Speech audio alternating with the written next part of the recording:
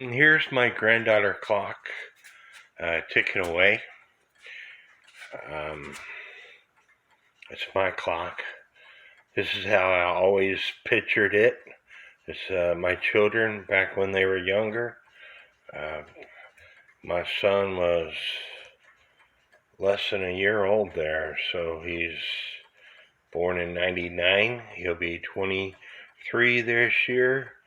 So 22 years later, I finally get it going. Yeah, I'm slow.